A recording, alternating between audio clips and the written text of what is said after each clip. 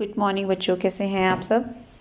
आज हमारा चैप्टर है profits and gains of business और प्रोफेशन, यानी कि बिजनेस या प्रोफेशन से जो इनकम होती है यानी प्रॉफिट्स होते हैं तो उनको कैसे कैलकुलेट करते हैं और किस तरीके के एक्सपेंसेस हैं जो हम इसके लिए लेस करेंगे।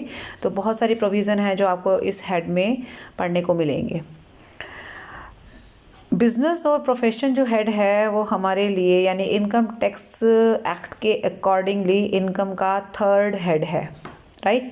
फर्स्ट हेड आपने पढ़ा था इनकम फ्रॉम सैलरी, सेकंड था income from house property, third आपका रहेगा बिजनेस और प्रोफेशन से जो इनकम होती है, ठीक है।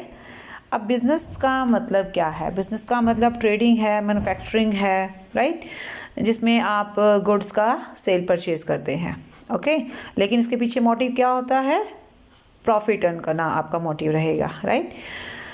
इनकम टैक्स के पॉइंट ऑफ व्यू से, इनकम टैक्स एक्ट के पॉइंट ऑफ व्यू से हमें कुछ बातें ध्यान में रखनी होंगी।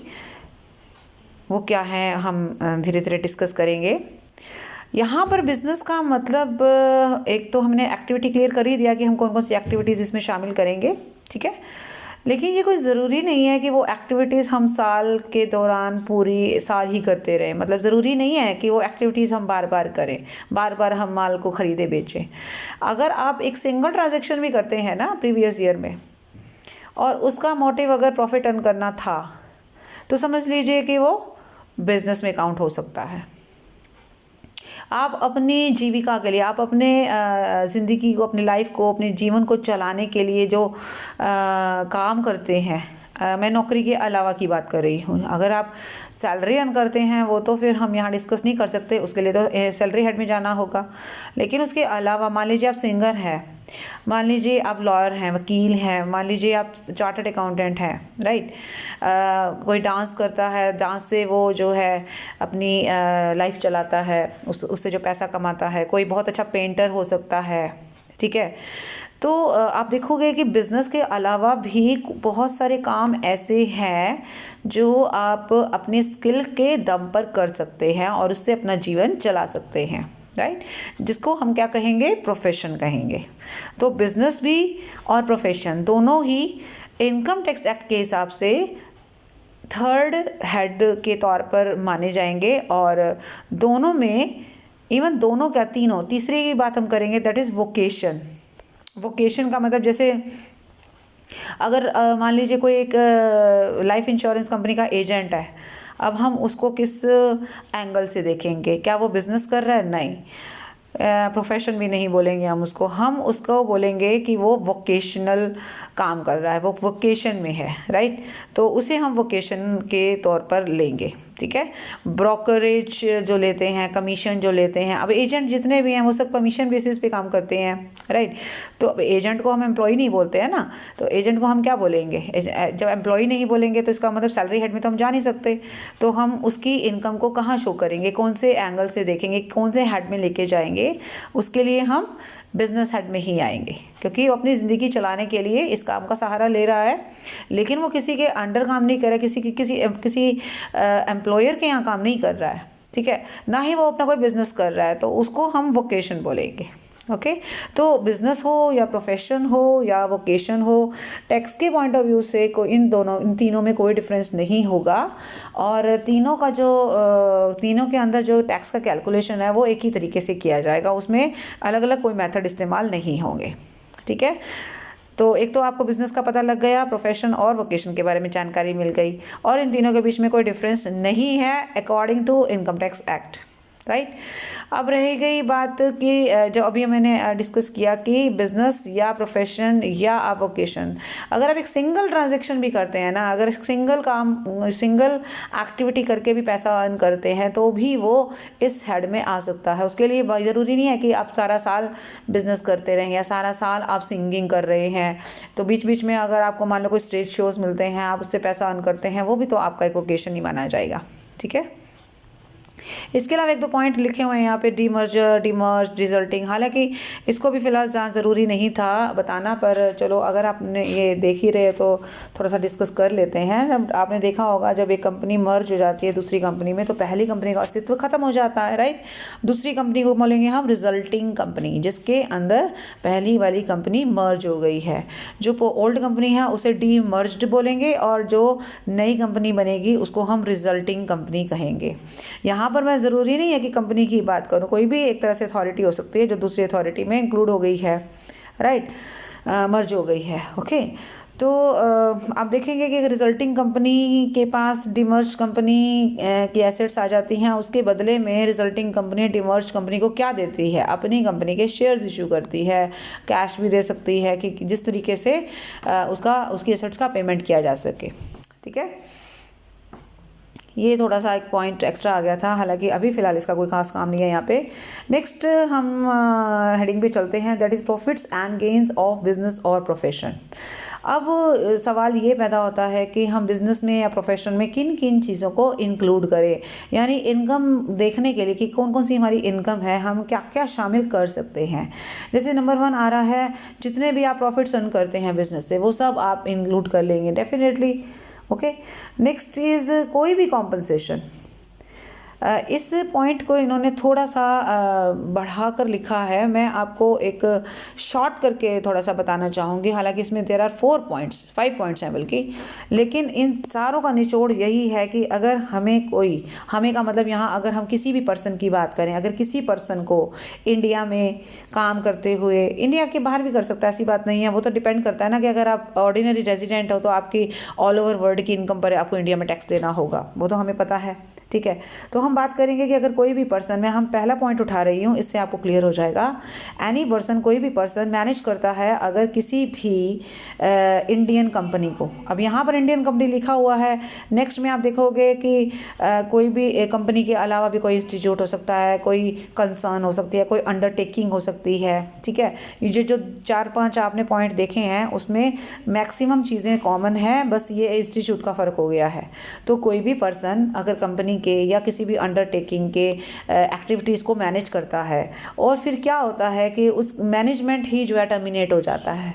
जैसे आपने देखा होगा ना कई बार, जैसे हम कहते हैं कंपनी को कौन चलाता है, बोर्ड ऑफ डायरेक्टर्स चलाते हैं। मान लीजिए कंपनी का मैनेजमेंट जो है वो मतलब टर्मिनेट हो गया है, तो आपकी सर्विसेज भी एक तरह से टर्मिनेट हो जाएंगी, राइट।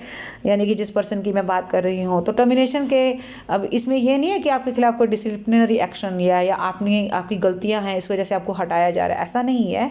लेकिन कई बार क्या होता है कि कुछ टर्म्स एंड कंडीशंस ऐसी हो जाती हैं उससे रिलेट करते हुए, जो या कई बार ऐसे सर्कमस्टांसेस हो जाते हैं जिससे मैनेजमेंट को ख़त्म करना पड़ता है। तो उससे क्या होता है कि कंसर्न्ड जो व्यक्ति होते हैं, जो कंसर्न्ड पर्सन होते हैं, उनकी सर्विसेज भी टर्मिनेट हो जाती हैं ऑटोमेटिकली।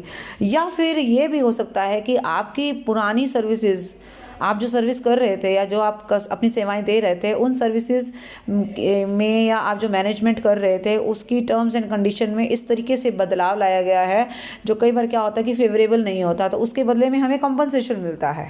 ठीक है, तो किसी भी टाइप का कॉम्पनसेशन जो हमें इस तरीके की सर्विसेज प्रोवाइड करने के दौरान मिलता है, अब आप चेक कर सकते हैं, मैंने जितने पॉइंट बताए हैं वो ऑलमोस्ट कॉमन है। एनी पर्सन है आपके सामने दिख रहा है आपको, whole of the affairs in India, right, of any other company. ठीक है, पहले आपने पॉइंट में देखा इंडियन कंपनी था, अब यहाँ अदर कंपनी आ गया। तीसरे पॉइंट में मैं आपको ले चलती हूँ, उसमें भी सारी बातें सेम है। बिजनेस और any person in for any, मतलब ये जो कह रहा है ना, any person holding an agency, अगर कोई भी पर्सन इंडिया में कोई भी एजेंसी होल्ड कर रहा है, एजेंसी चला रहा है, ऑब्वियसली एजेंसी एजेंट कौन होते हैं, जो प्रिंसिपल के कहने पर काम करते हैं, उसका बिजनेस संभालते हैं। तो जिस बिजनेस को आपने संभाला था या जिस बिजनेस के पार्ट को संभाला था और उसने अगर आपकी टर्म्स एंड कंडीशन को मॉडिफाई कर दिया है या आपकी सर्विसेज को टर्मिनेट कर दिया है, देन आपको एक कॉम्पनसेशन मिलेगा। तो आप ये देखेंगे कि 4-5 पॉइंट जो है ना, बड़ा सिंपल, मतलब एक तरह से कॉमन से है, ज़रा सा फ़र्क लगा दिया है। जैसे अब लास्ट वाला जो एग्जांपल है वो देखो कि गवर्नमेंट या कोई भी ऐसा कॉरपोरेशन जिसमें आप जो है काम कर रहे थे, इस तरीके से अपनी मैनेजमेंट में सेवाएं दे रहे थे और फिर वही बात की टर्मिनेट हो गई हैं एजेंसी, आपकी आपकी आपकी सर्विसेज या फिर आपका टर्म्स एंड कंडीशंस मॉडिफाई कर दिया है, तो ये सारी चीज़ें आप देखोगे इसके दौरान आपको जो इसकी वजह से आपको जो कॉम्पनसेशन मिलता है वो भी बिजनेस का इनकम माना जाता है, क्योंकि आपकी सर्विसेज यहाँ पर एम्प्लॉयर एम्प्लॉयर की तरह नहीं है, ये ध्यान में रखना। मैनेजमेंट में जो लोग काम करते हैं वो एम्प्लॉय नहीं कहलाते हैं। जैसे आपने देखा होगा कंपनी के बोर्ड ऑफ डायरेक्टर्स में जो डायरेक्टर्स होते हैं, वो डायरेक्टर्स को हम जो है उसको हम सैलराइड पर्सन नहीं मानते हैं, राइट। तो वो फ़ीस चार्ज करते हैं। हालांकि डायरेक्टर की फ़ीस की अगर मैं बात करूँ तो डायरेक्टर्स की फ़ीस को तो इनकम फ्रॉम अदर सोर्सेज में लेके जाते हैं, लेकिन यहाँ मतलब जो मसला है वो दूसरा टाइप का है। यहाँ आपको कॉम्पनसेशन मिल रहा है और इस कॉम्पनसेशन को आप बिजनेस में ही दिखाओगे। ओके, नाउ फिर आ रहा है आगे, तो ये आपने पॉइंट क्लियर कर लिया। ये ऑलमोस्ट सारे 4-5 जो पॉइंट्स हैं ना वो एक दूसरे से कनेक्टेड ही लग रहे हैं और कॉमन से ही है। थर्ड नंबर पे मैं आ रही हूँ, that is income of trade association. अब यहाँ पर ट्रेड एसोसिएशन का मतलब होता है कि जैसे मान लो कई सारे बिजनेसमैन हैं, राइट, उन्होंने अपना एक एसोसिएशन बना लिया है जिसे आप ट्रेड एसोसिएशन कहेंगे, ठीक है। तो अब ट्रेड एसोसिएशन अपने उन्हीं बिजनेस मेंबर्स को कुछ सेवाएं देता है, सर्विसेज देता है और उसके बदले में ऑब्वियसली कुछ चार्जेस मिलते हैं। तो सेवाएं जो दी जाती हैं ना, जो स्पेसिफिक सर्विसेज दी जाती हैं, उसके बदले में जो उनको मिलता है वो उनकी बिजनेस इनकम कहलाएगी। किसको मिलता है? एसोसिएशन को जो मिलता है अपने बिजनेस मेंबर से, जो उसके मेंबर्स हैं, तो वो जो इनकम उनको मिलती है ना वो बिजनेस इनकम कहलाएगी। ये ध्यान में रखिएगा। यहाँ पर ट्रेड एसोसिएशन का मतलब होता है जो कमर्शियल एसोसिएशंस हैं, इसमें क्लब या कोई स्पोर्ट्स क्लब या इस तरीके के एसोसिएशन नहीं आएंगे, ध्यान में रखना, ठीक है। नेक्स्ट यानी फोर्थ पॉइंट पे आ रहे हैं, that is receipts in connection with foreign trade. मान लीजिए आप एक्सपोर्ट इंपोर्ट के बिजनेस में लगे हुए हैं, ठीक है, आपके पास ऑब्वियसली लाइसेंस होगा ये काम करने का। अगर मान लीजिए आप अपना लाइसेंस किसी को बेच देते हो, आप लाइसेंस ही किसी को बेच देते हो, profit on sale of a licence, ठीक है, तो वो पैसा आपके बिजनेस साइड में दिखाया जाएगा, मतलब वो जो प्रॉफिट हुआ है आपको। दूसरा, अगर आपको इस इंपोर्ट एक्सपोर्ट के बिजनेस में अगर सरकार से कोई सहायता मिल रही है, that is cash assistance received or receivable by any person against exports under any scheme. Obviously सरकारी स्कीम के तहत अगर आपको कोई असिस्टेंस यानी सहायता मिल रही है वो भी बिजनेस इनकम कहलाएगी। अब आप देखो हेडिंग में क्या लिखा है हमने, इन कनेक्शन विद फॉरेन ट्रेड। तो यहाँ पे जो भी ए से लेकर ई तक जितने पॉइंट्स आप देखेंगे वो सारे फॉरेन ट्रेड से कनेक्टेड है। ओके, सी पे मैं आ रही हूँ, that is repayment of any custom और एक्साइज ड्यूटी। कस्टम ड्यूटी हम तब पे करते हैं जब हमारा सामान जो है कंट्री के बॉर्डर को क्रॉस करता है। आप किसी और कंट्री में सामान जो है भेज रहे हैं या वहाँ से आपका सामान आ रहा है, तो we will have to pay the custom duty to the proper authorities, ठीक है। अब मान लीजिए आपने कस्टम ड्यूटी ज़्यादा दे दी है तो आपको वापस भी तो मिलेगी ना, वो जब रिफ़ंड करेंगे तो वो भी हमारी बिजनेस इनकम कहलाएगी। और एक्साइज ड्यूटी होती है कि जब आप इंडिया यानी कि एक अपनी कंट्री में रहकर जब आप जो प्रोडक्शन करते हैं, आपके यहाँ मैन्युफैक्चरिंग हो रही है, ठीक है, सामान बन रहा है, तो क्या उसके ऊपर सरकार एक टैक्स लेती है, that is excise duty. Okay, तो ये मैन्युफैक्चरर पे लगाया जाता है। तो अगर इसकी पेमेंट आपने पहले से कर रखी है बट आप ज़्यादा दे चुके हो और आपको जब वापस मिलता है ना तो वो आपकी इनकम कहलाएगी। अब बहुत सारे बच्चों के दिमाग में क्वेश्चन आएगा कि इनकम कैसे कहलाएगी। ये तो एक तरीके से मतलब कोई चार्जेस थे जो हमने पे किए और ज़्यादा दे दिए तो हमें रिफ़ंड मिल गया, तो इनकम किस एंगल से आप इसको बोल रहे हो। तो मैं आपको क्लियर कर दूँ कि अब देखिए आपने कस्टम ड्यूटी दी थी, किस लिए दी थी? अपना इम्पोर्ट एक्सपोर्ट के चक्कर में दी थी ना, ठीक है। इंपोर्ट एक्सपोर्ट में आपको जो प्रॉफिट हुआ होगा, मतलब जो आपने पैसा कमाया होगा, उसमें से आपने ये कस्टम ड्यूटी माइनस करके दिखाई होगी, क्योंकि आपका खर्चा है, ठीक है। आपने एक जगह माइनस कर लिया तो उतना पैसा माइनस हो गया, यानी कि आपका टैक्स कम लगा, आपके प्रॉफिट्स कम हो गए तो टैक्स कम देना पड़ा ना। लेकिन इसका मतलब आपने कस्टम ड्यूटी ज़्यादा माइनस कर दी तो आपको टैक्स कम देना पड़ा। लेकिन जब ये कस्टम ड्यूटी अगर कम माइनस करते, अगर ये सरकार ठीक से लेती आपसे तो आप कम माइनस करते तो इनकम ज़्यादा शो होती और इनकम ज़्यादा शो होती तो आप ज़्यादा टैक्स देते। इसका मतलब कहने का ये है कि एक तरफ जब सरकार को आपको कस्टम ड्यूटी ज़्यादा काटने से टैक्स का तो नुकसान हुआ, हालांकि ड्यूटी तो उसके पास एक्स्ट्रा चली गई, पर इधर से टैक्स का नुकसान हुआ। तो जब आपका पैसा वापस करेगी तो फिर क्या होगा, जब एक तरफ खर्चा दिखाया था, तो वही खर्चा जब आपको वापस मिलता है तब आपकी इनकम मानी जाएगी। ठीक है। नेक्स्ट इज डी पार्ट में हम चलेंगे, that is any profit on the transfer of the duty. अच्छा, ये क्या है कि अगर आप इसी मतलब कोई भी एक स्कीम है, जैसे मैं आपका नाम बता देती हूँ, duty entitlement passbook scheme, import export policy के अंतर्गत एक ये स्कीम है। स्कीम के अंतर्गत अगर आप कोई एक सर्टिफिकेट होता है वो आप ट्रांसफ़र कर देते हो तो उससे कोई प्रॉफिट, जैसे आपने ऊपर लाइसेंस ट्रांसफ़र किया ना, मतलब सेल किया ना, सिमिलरली अगर आप इस तरीके का कोई सर्टिफिकेट आपको मिला हुआ इंपोर्ट एक्सपोर्ट से रिलेटेड, वो आप किसी को दे देते हो। डी और ई पॉइंट में ऑलमोस्ट सेम है, स्कीम अलग अलग है, ठीक है, लेकिन आपने दोनों के केस में ट्रांसफ़र किया है तो उससे जो प्रॉफिट आया है वो भी आपका बिजनेस इनकम कहलाएगा, राइट। तो ये फोर्थ पॉइंट आई होप आपको क्लियर हो गया होगा। नेक्स्ट पॉइंट पे आ रहे हैं, that is fifth point, value of any benefit और परक्विजिट। यानी परक्विजिट वर्ड आपके लिए नया नहीं है, आप सैलरी हेड में पढ़ चुके हैं।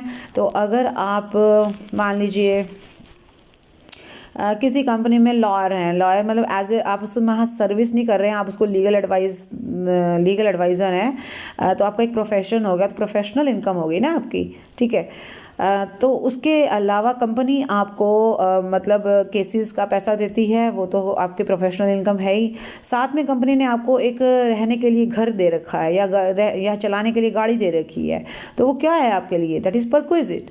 परक्विजिट्स वो होते हैं जो आपको कैश की फॉर्म में नहीं मिलते हैं, आपको वस्तु की फॉर्म में मिलते हैं, आपको सुविधा की फॉर्म में मिलते हैं, राइट। जैसे गाड़ी की सर्विस हो गई, आपको घर दे दिया है, फर्निश्ड घर दे दिया है, तो उसे हम बेनिफिट या परक्विजिट बोलेंगे। तो उसका भी हम वैल्यूएशन जो निकालते हैं कि भाई अगर गाड़ी मैं बाहर से हायर करूँ तो मेरे को रोज़ का कितना खर्चा पड़ेगा, तो ये खर्चा तो मुझे देना नहीं पड़ रहा ना, क्योंकि वो तो मुझे कंपनी से मिल गया है, तो उसका जो बेनिफिट का वैल्यू होगा वो भी आपके लिए बिजनेस इनकम कहलाएगा, नहीं, ठीक है।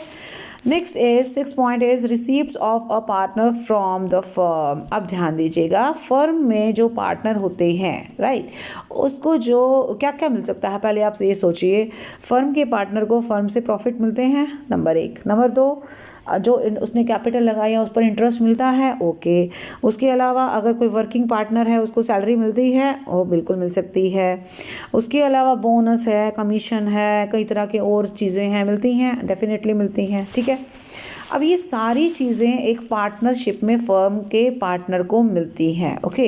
अब मैं आपको सबसे पहले पॉइंट पे लेके चलती हूँ। मैंने नाम लिया है कि आपको फर्म से जो प्रॉफिट्स मिले हैं, तो याद रखिएगा कि जो फर्म से आपको प्रॉफिट्स मिलते हैं वो हमेशा हमारे लिए टैक्स फ्री होते हैं। हमारे लिए का मतलब मैं पार्टनर के पॉइंट ऑफ व्यू से बात कर रही हूँ, ठीक है। फर्म ने अपने पार्टनर को जो प्रॉफिट्स दिए हैं, जो उनको प्रॉफिट आया है, उसमें पार्टनर को जो हिस्सा मिला है वो हिस्सा उन पार्टनर्स के लिए टैक्स फ्री होता है, ठीक है। ये पॉइंट आप एग्जेम्प्टेड इनकम के चैप्टर में पढ़ चुके हैं, ओके। अब बात आ गई सैलरी की, बोनस की, कमीशन की और चीज़ों की, और कैपिटल पर इंटरेस्ट की। क्या ये चीज़ें भी टैक्स फ्री हैं? नो, बिल्कुल भी टैक्स फ्री नहीं है। ये सारी चीज़ें आपको जो मिलेंगी वो आपके लिए बिजनेस इनकम कहलाएगी, मतलब पार्टनर के लिए बिजनेस इनकम कहलाएगी, और बिजनेस हेड में जाकर उस पर आपको टैक्स देना होगा, ओके। ये ध्यान में रखना। लेकिन कहानी में ट्विस्ट ये है कि आप टैक्स तभी दोगे जब आपके इस पैसे पर फर्म ने डिडक्शन ली होगी। देखिए, सरकार दो तरफ से ना तो आपको फ़ायदा दे सकती है, ना ही दोनों तरफ से नुकसान हो सकता है। सरकार या डिपार्टमेंट का सीन ये रहता है कि अगर एक हाथ ले तो दूसरे हाथ दे, सिंपल सी फंडा है उसका।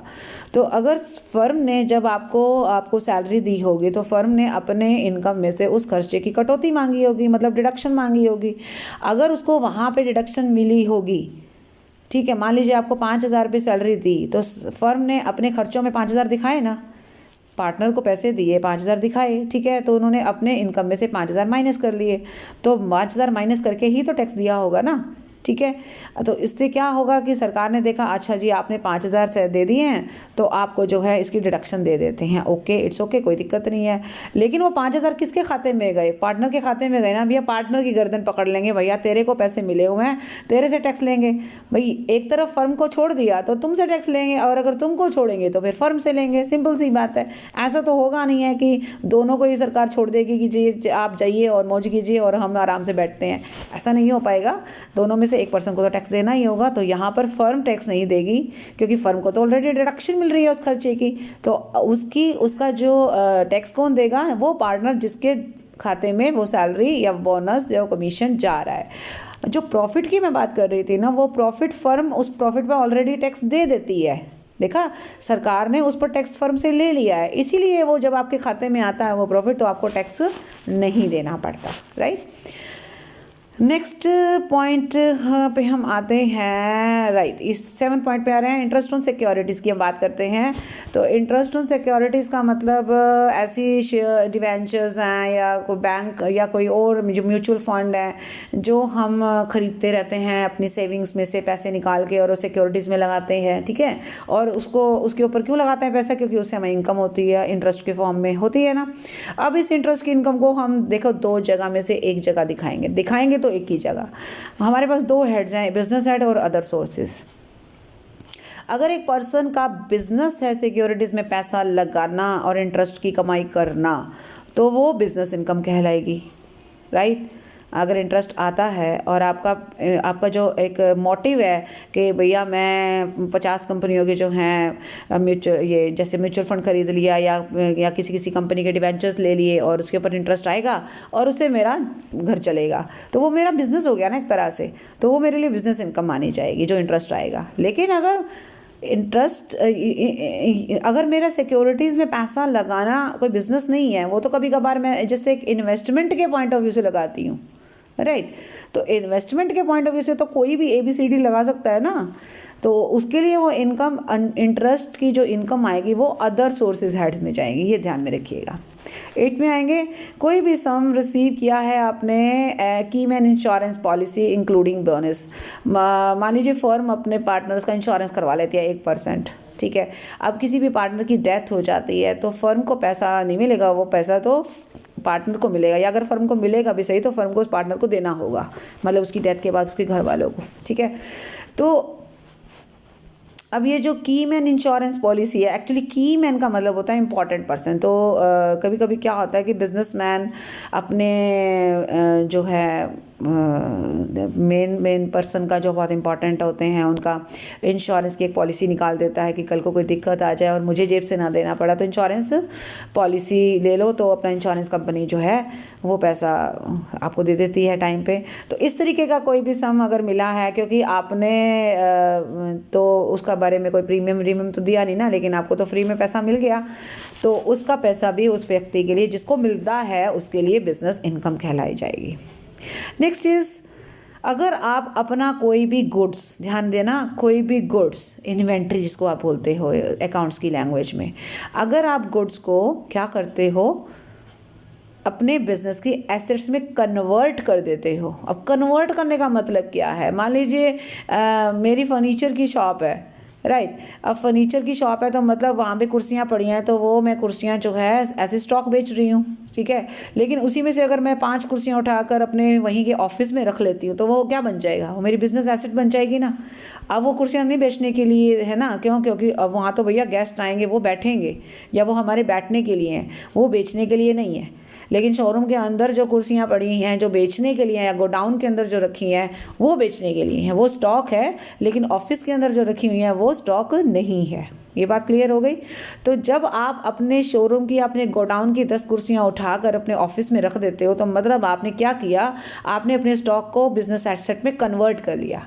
ओके, तो इस कन्वर्जन का क्या सीन रहेगा। अब आप कहोगे कि इसमें कौन सी आफत आ गई है, हमारी चीज़ थी, हमने इस जगह से उठाकर उस जगह रख ली। नहीं, बेशक आपकी चीज़ थी, लेकिन आपने उसका स्टेटस बदल दिया ना। अगर वो कुर्सियाँ 10 वहाँ रखी रहती तो कभी ना कभी बिकती, तो उसका पैसा आपके पास आता, तो प्रॉफिट आता कि नहीं आता, ठीक है। आपने उनमें से 10 कुर्सियाँ उठाकर ऑफिस में रख दी, तो अब बिकने से तो रही वो तो तब बिकेंगी जब वो टूट फूट हो जाएगी, ठीक है ना, यानी वो ख़राब हो जाएगी। तो उनका कन्वर्जन वाली डेट पर जो फेयर मार्केट वैल्यू होता है ना, जो फेयर मार्केट वैल्यू होता है, वो बिज़नेस के लिए इनकम बन जाता है, ध्यान में रखना। तो इसको भी हम क्या करते हैं, मतलब हम ये मान कर चलते हैं कि भैया कुर्सियाँ तो एक तरह से गई काम से, क्योंकि अब तो स्टॉक तो गया ना हमारे हाथ से, अब वो बाज़ार में तो बिकना नहीं। हमने उठा के उसको इधर रख लिया, तो इसका मतलब हम ये मान लेंगे कि वो अगर बिक जाती तो फेयर मार्केट वैल्यू क्या रहती, वही हमारे लिए इस बिजनेस इनकम कहलाती। तो हम उसको क्या करते हैं, जिस दिन हम उसको कन्वर्ट करेंगे ना, और उस डेट पर, जिस डेट पर कन्वर्ट करेंगे कैपिटल एसेट के तौर पर, तो जो फेयर मार्केट वैल्यू होगा वो हमारे लिए बिजनेस इनकम की तरह दिखाया जाएगा। नेक्स्ट 9 पॉइंट में मैं आ रही हूँ, दैट इज देख लेते हैं ये क्या कह रहा है।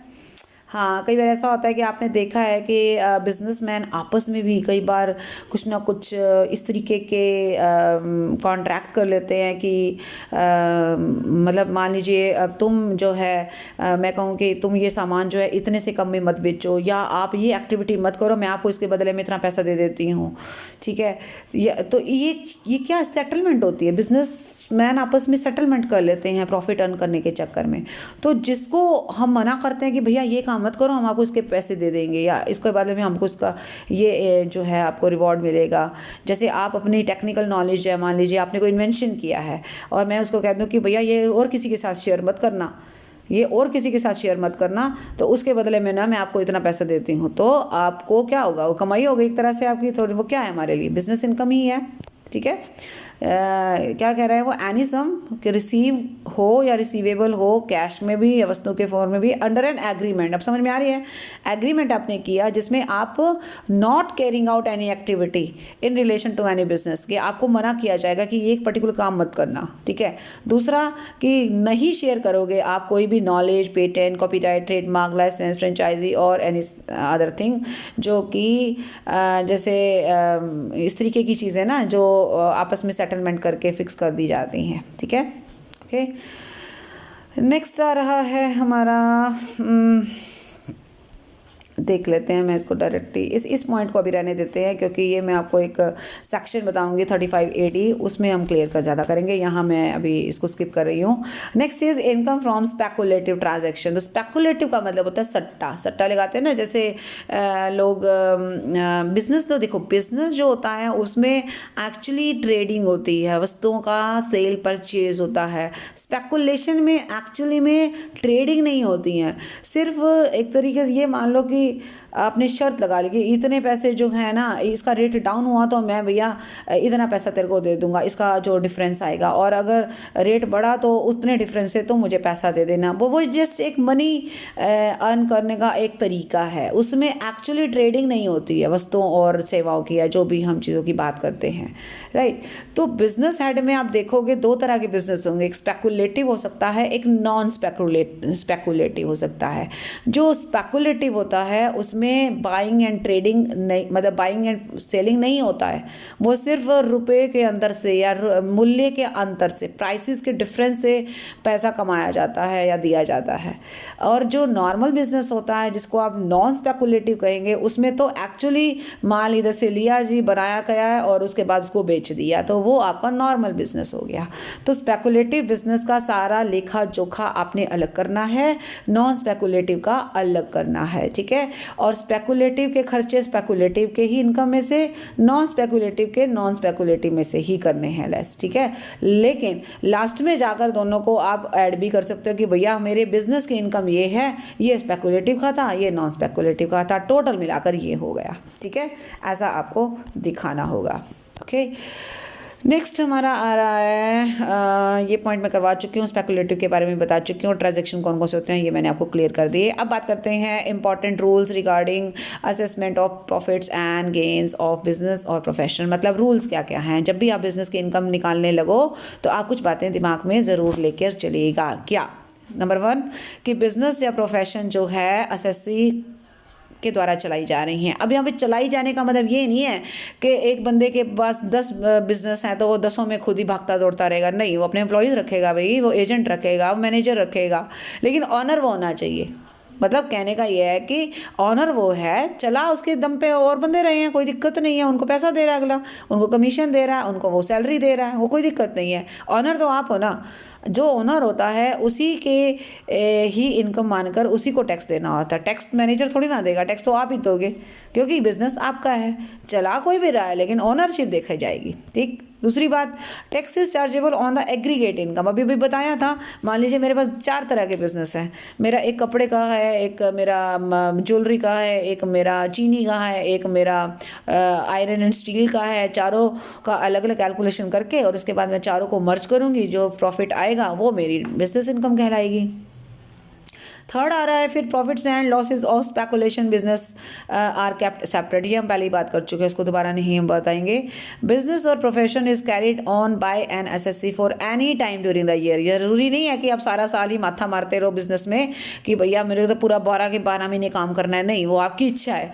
अगर आपका बिजनेस 2 महीने ठप हो जाता है कोई दिक्कत नहीं। ठप होने का मतलब बिल्कुल बंद होना नहीं है, यानी कि एक्टिविटीज़ कम हो या ज़्यादा हो सकती है, ठीक है। लेकिन ज़रूरी नहीं है कि 12 के 12 महीने ही आप ट्रेडिंग एंड परचेजिंग एंड ये सब करते रहो। आपके चाहे एक भी ट्रांजैक्शन हो ना, लेकिन अगर वो बिज़नेस नेचर का है तो वो बिज़नेस में ही ट्रीट किया जाएगा। उसके लिए सारा साल आपको अपने आप को बिजी रखने का कोई लॉजिक नहीं है। Profits on sale of assets on the winding up of A business का इसका मतलब ये होता है, देखो एक बार एक क्या होता है कि अगर आप बिजनेस चला रहे हो और मान लीजिए कोई फर्नीचर ख़राब हो गया तो आप उसको बेचते हैं ना, एसेट बेच दी है। उसके बाद जो भी नुकसान होता है या फ़ायदा होता है वो आप उसको कहाँ दिखाओगे? बिजनेस इनकम में नहीं दिखाओगे। वो फर्नीचर बेचना आपका बिजनेस नहीं है, वो तो ख़राब हो गया था इसलिए आपने बेच दिया। आपकी तो चीनी की फैक्ट्री है, लेकिन वहाँ आपने देखा फैक्ट्री में जो 2-4 अलमारियाँ हैं वो ख़राब हो गई हैं या उसको जंग लग गया है तो आपने उठा के बेच दी। उससे जो इनकम आई वो आपके कहाँ जाएगी? एसेट्स बेची हैं आपने बाकायदा। तो एसेट्स बेचने से जो फ़ायदा नुकसान होता है वो कैपिटल गेन में जाता है, ठीक है ना, समझ में आई बात। लेकिन अगर वो एसेट्स आपने बिजनेस के वाइंड अप पे बेची हैं तो भी, वैसे इसने खामखा में इस पॉइंट को इतना लंबा चौड़ा बना दिया है। और जो मैंने आपको बात समझाई है वो भी ठीक है कि एक तो ये होता है कि मैंने सारा का सारा बिजनेस ऐसे का ऐसे बेच दिया, पूरा का पूरा बिजनेस ही बेच दिया, ठीक है। अगर मैंने पूरा का पूरा बिजनेस ही बेच दिया, अब देखो ध्यान से इसके वर्ड्स पे जाइए। पहले ये वर्ड्स क्या कह रहा है? प्रॉफिट्स मेड, प्रॉफिट्स आए इन वाइंडिंग अप, आपने बिजनेस बंद कर दिया। By the sale of assets, आपने सेल कर दिया। इन वन लॉट्स, एक ही लॉट में सारा का सारा बिजनेस उठाकर बेच दिया। Are not taxable as business profit. बात समझ में आ गई? भाई एसेट्स बेचना आपका बिजनेस थोड़ी ना है, आपका बिजनेस तो माल बेचना था। अभी आप माल थोड़ा ना बेच रहे हो, आपने सारा का सारा बिजनेस ही बेच दिया है। और इवन मैं आपको बताऊं, अगर बिजनेस में से कुछ एसेट्स भी आप अलग से भी बेचते हो ना कभी कभार, क्योंकि कभी ख़राब हो जाती है या कभी आप रिप्लेस करते हो, ये भी हो जाता है, या कोई एसेट का ज़रूरत नहीं है तब भी आप उसको बेचते हो, तो भैया वो प्रॉफिट आपका कैपिटल गेन में जाएगा, वो बिजनेस सेट में नहीं आएगा, right. Next 6 point is no tax is payable on anticipated और नॉशनल प्रॉफिट। यहाँ है इमेजिनरी प्रॉफिट्स। अभी देखो वैसे देखा जाए हर बिजनेसमैन सोच के ही तो काम करता है ना कि भैया मैं तो प्रॉफिट अर्न करने के लिए आया हूँ। ऑब्वियसली कोई भी ऐसा बेवकूफ़ नहीं होगा जो मान के चलेगा कि मैं तो लॉस अर्न करने के लिए आया हूँ। लॉस के लिए कोई आता है क्या बिजनेस में? प्रॉफिट के लिए आता है ना, हर कोई सोचता है, ठीक है। लेकिन आपने अकाउंट्स में एक प्रिंसिपल पढ़ा हुआ है, अगर आपको ध्यान हो तो, दैट वाज कंजर्वेटिज्म, जो एक कॉन्सेप्ट था, कॉन्सेप्ट ऑफ कंजर्वेटिज्म। उसमें हम क्या करते थे? उसमें हम ये करते थे कि जितने भी होने वाले या पॉसिबल लॉसेस हैं उसका तो हम अरेंजमेंट पहले करते थे। जैसे कि आपने देखा होगा provision for doubtful debts. Way provision क्यों बनाते हो? क्योंकि आपको लग रहा है कि कुछ ना कुछ डेटर्स हमारे गड़बड़ कर सकते हैं और पैसा खा के भाग सकते हैं, इसलिए आप उनका प्रोविज़न पहले ही बना लेते हो।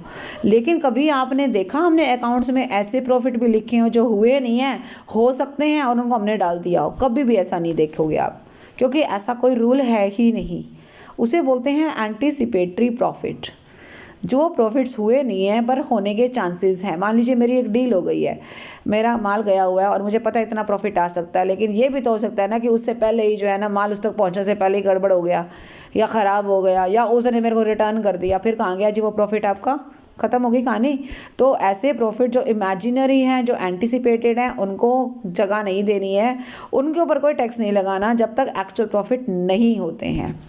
7th पॉइंट में आ रहा है expenses of an isolated transaction. Isolated word, quarantine word, ये सारी चीज़ें आप कोविड के टाइम पे बहुत सुन चुके हो, ठीक है ना। आइसोलेशन में रह रहा है जी वो बंदा। आइसोलेशन का मतलब क्या है? अकेला रह रहा है, कोई आसपास नहीं है, मतलब उसने अपने आप को एक तरह से कमरे में बंद कर लिया है, क्वारंटीन हो गया है। आइसोलेशन का मतलब होता है कि दूसरों से अलग हो जाना, राइट।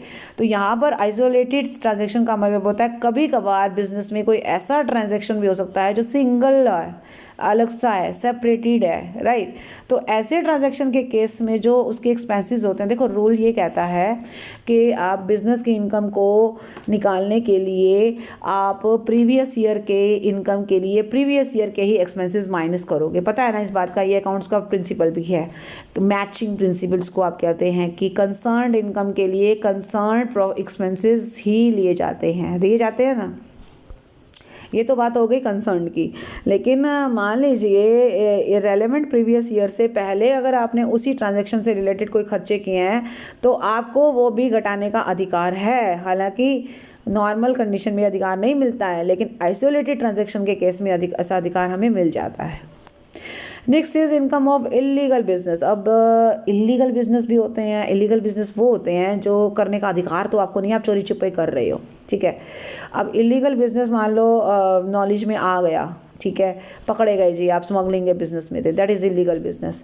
तो आपसे पूरा ब्यौरा ले लेंगे जी, हाँ जी क्या क्या कमाया आज तक आपने, या इस साल क्या क्या कमाया, वो हिसाब किताब दो हमारे को। तो आपको देना पड़ेगा जी ये हमने किया है, ठीक है। उसके खर्चे माइनस कर सकते हैं? नो। कर सकते हैं? यस कर सकते हैं। आपके दिमाग में यही आया होगा कि नहीं कर सकते। बिल्कुल कर सकते हैं, पर पेनल्टीज नहीं कर सकते। ध्यान देना, बिजनेस की इनकम को इनकम क्यों बोलते हैं? क्योंकि अब जो भी रिसीप्ट्स आती हैं उसमें से हम सारे एक्सपेंसेस माइनस करते हैं तो ही तो हमारी इनकम आएगी ना, ठीक है ना। यही तो रूल है अकाउंट्स का। तो ऐसे ही इलीगल बिजनेस की इनकम को इनकम कब मानोगे? जब उसके एक्सपेंसेस आप माइनस करोगे। तो कर दो, कोई दिक्कत नहीं है, ठीक है। लेकिन पेनल्टी अगर कोई लग गई आपके ऊपर, ऑब्वियसली लगेगी पेनल्टी भी। जब आप गड़बड़ वाले काम करोगे तो पेनल्टी भी देनी पड़ेगी। अभी आपको किसी और ने थोड़ी ना कहा था कि आप ये हरकतें करो, नहीं ना। तो पेनल्टी लगी है तो आपकी खुद की गलतियों की वजह से लगी है। देखो एक्सपेंसेस हुए हैं क्योंकि इनकम अर्न करने के लिए एक्सपेंसेस करने पड़ते हैं, लेकिन हम ऐसा हरकतें क्यों करें कि हमें पेनल्टी देनी पड़े?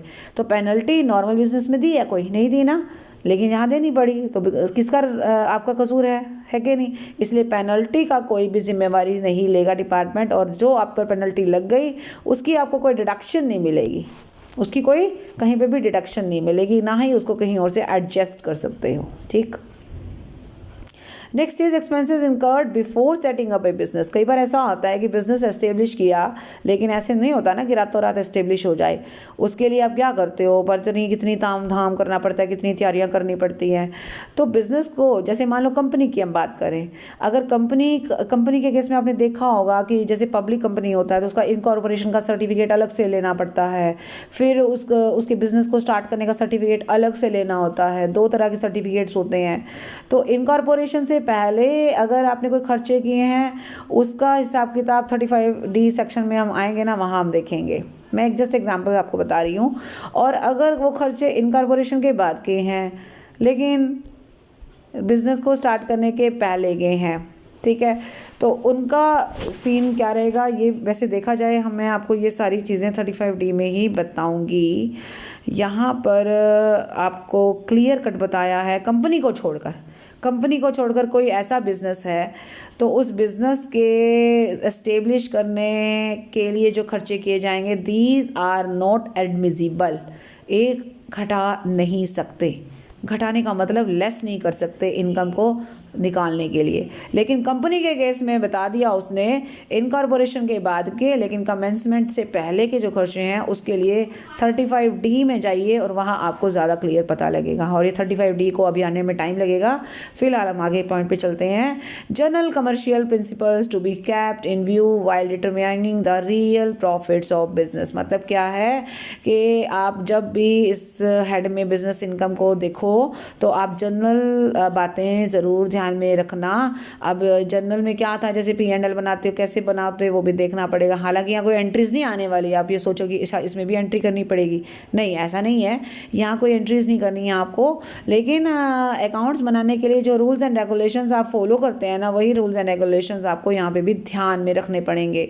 फॉर एग्जाम्पल मैं एक छोटा सा एग्जाम्पल देती हूँ। आप देखोगे P&L अकाउंट में हम कोई भी पर्सनल एक्सपेंडिचर लिखते थे? नहीं लिखते थे, ठीक है। हम कोई भी कैपिटल एक्सपेंडिचर लिखते हैं? नहीं लिखते हैं। तो बस ये बातें ध्यान में रखना आपको, जब आप ये काम करोगे। Next is deductible business losses, आपको वही बिजनेस लॉसेस लेस करने हैं जो अलाउ कर रखा है डिपार्टमेंट ने। अब वो कौन कौन से हैं उसको हम धीरे धीरे करके आगे बताएंगे। फिर वो कहता है, बड़ा अच्छा पॉइंट आया है, sums previously allowed as deductions are taxable if recovered during the previous year. मतलब क्या है इसका, छोटा सा एग्जांपल लेते हैं। मान लीजिए आप एक बिज़नेस कर रहे हैं और आपका एक डेटर यानी एक देनदार 5,000 रुपये लेकर भाग गया, दे के नहीं गया, तो वो क्या हो गए, बैड डेट्स हो गए ना। आपने क्या किया, P&L अकाउंट के डेबिट में लिख दिया यानी कि आपको खर्चों की तरह उसको कटौती करने का अधिकार मिल गया, क्योंकि भैया लॉस तो हुआ है ना, तो आपका जो टोटल प्रॉफिट है 5,000 से कम हो गया ना। ठीक है, अब क्या हुआ कि ये कार्य हुआ था 2 साल पहले का, तो 2 साल पहले आपने इसकी डिडक्शन ले ली थी 5,000 की, लेकिन पिछले साल यानी प्रीवियस ईयर में वो बंदा जो है उसमें से 3,000 रुपये आपको वापस दे गया। ये तो बढ़िया, उसने इंसानियत दिखाई कि आपको 3,000 रुपये वापस दे गया। कोई बात नहीं, अच्छी बात है, दे गया है तो उसके बाद क्या होगा, देने के बाद अब वो 3,000 रुपये को कहाँ दिखाना है, सवाल ये पैदा होता है। तो आपको ये ध्यान में रखना है, अगर तो ये 3,000 की डिडक्शन आपको पहले मिल चुकी है, तो क्या मिली थी, हाँ बिल्कुल 5,000 की मिली थी, ये 3,000 वही तो हैं। ठीक है, तो इसका मतलब अगर एक बार आप उसकी डिडक्शन कहीं ले चुके हो ना, तो और दूसरी बार वो इनकम, वही वाला पैसा आपके पास रिकवरी हो जाती है, तो वो पैसा उस साल की आपकी इनकम बन जाएगा जिस साल आपको रिकवर होगा। ठीक है जी। और नेक्स्ट चलते हैं लास्ट में 13 पॉइंट पे, धर्मादा यानी धर्म वगैरह, मतलब जैसे चैरिटी वगैरह होती है, तो कई बार क्या होता है कि बिजनेसमैन को कई बार कुछ लोग चैरिटी वगैरह भी दे देते हैं, डोनेशन दे जाते हैं। कस्टमर मान लो कोई डोनेशन दे गया, क्या वो आपकी बिजनेस इनकम है? नहीं, वो कोई बिजनेस इनकम नहीं होगी। ठीक है, और लास्ट में आ रहा है अंडर राइटिंग कमीशन, इसका ध्यान में रखना। अंडर राइटिंग कमीशन के बारे में एक बात बता रहे हैं, मैं आपको बता देती हूँ। अंडर राइटर वो होते हैं जो शेयर्स, जो कंपनी को एश्योरेंस देते हैं कि भैया ऐसा है, आप हमें बताओ, हम आपके शेयर्स बिकवाते हैं, और अगर नहीं बिके तो वो खरीद लेंगे हम, चिंता मत करो, लेकिन आपके शेयर्स बिकवा के रहेंगे। ठीक है, तो उनको उसके बदले में कंपनी एक अंडर राइटिंग कमीशन देती है। ठीक है जी, ओके। अब आपको जो कमीशन, मान लीजिए आपने 5,000 शेयर्स का कॉन्ट्रैक्ट ले लिया कि आप 5,000 बिकवा दोगे, असल में बिके 4,000, तो 1,000 आपको लेने पड़ गए। ठीक है, आपको कंपनी 5 के 5 पर देगी कमीशन। आप ये मत सोचना कि आपको 4 पे देगी, आपको 5 पे ही देगी। 4,000 आपने बिकवा दिए, ओके, तो वो कमीशन आपके लिए क्या हो गया, जो 4,000 पर मिला वो मिल गया आपका बिजनेस इनकम की तरह, नंबर 1। नंबर 2, जो 1,000 आपने शेयर्स अपनी जेब में रखने पड़े, मजबूरी में थे वैसे तो, वो लेने पड़े, कमीशन तो आपको उस 1,000 का भी मिला ना। ठीक है, तो उस 1,000 का कमीशन बिजनेस इनकम है, वो कहाँ की बिजनेस इनकम है, वो तो मजबूरी की हो गया एक तरह से। तो आप क्या करोगे, उस 1,000 शेयर को खरीदने की जो कॉस्ट होगी उसमें से वो कमीशन आप माइनस कर दोगे, ये होगा बस, राइट। अपने शेयर्स पर जो कमीशन मिलेगा उससे कॉस्ट को घटा देना, और जो दूसरों के शेयर्स पर कमीशन मिलेगा वो आपकी बिजनेस इनकम कहलाएगा। सो इस वीडियो में आपने काफ़ी सारी चीज़ें जो हैं सीखी हैं, रूल्स देखे हैं, कौन कौन सी इनकम आती हैं वो देखी हैं, और बहुत सारी बेसिक आइटम्स देखी हैं। तो that's all for this video. Next video में हम इसके रूल्स और रेगुलेशंस के बारे में फिर आगे डिस्कस करेंगे। Thank you so much, bye bye and take care.